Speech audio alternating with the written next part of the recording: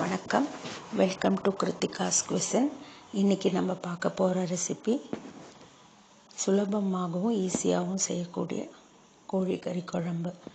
இன்றைக்கி 1/2 kilo broiler chicken எடுத்திருக்கோம். அதுக்கு வாணலியில் எண்ணெய் விட்டு பட்டை, சோம்பு, கரம் மசாலா போட்டு 3லிருந்து 4 பெரிய வெங்காயம், ஒரு 2-3 பச்சை மிளகாய் நறுக்கி நல்லா வதக்கி விடுங்க. கருவேப்பிலை சேர்த்துக்கோங்க, இந்த ஃப்ளேவர் நல்லாயிருக்கும்.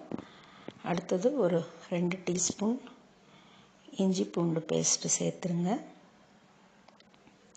சிறிதளவு மஞ்சள் தூள், தேவையான அளவு உப்பு போட்டுட்டு க்ளீன் பண்ணி வச்சுருந்த கோழிக்கறியை அந்த கலவையில் போட்டு அது நல்லா கலவையை வதக்கி விடுங்க. ஒரு 10 நிமிஷம் சிம்மில் மூடி வச்சிங்கன்னா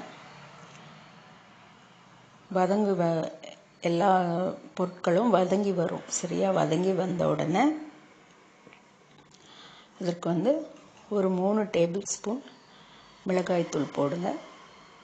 ஏன்னா கொஞ்சம் காரமாக சாப்பிட்டாதான் இது நல்லாயிருக்கும். உங்களுக்கு எவ்வளோ காரம் தேவையோ அந்த அளவுக்கு போட்டுக்கோங்க. நாங்கள் கொஞ்சம் காரம் அதிகமாக சாப்பிட்றதுனால 3 டேபிள் ஸ்பூன் விட்டுருக்கோம். முழுகிற அளவுக்கு தண்ணீர் விட்டுடுங்க. தேவைப்பட்டால் உப்பு கலந்துக்குங்க. இதை நல்லா கொதிக்க வச்சு சிம்மில் வச்சு மூடி வச்சுருங்க. நல்லா கொதித்து குழம்பு கெட்டியாகி வரும்போது ஒரு டீஸ்பூன் மிளகுத்தூள் சேர்த்துருங்க.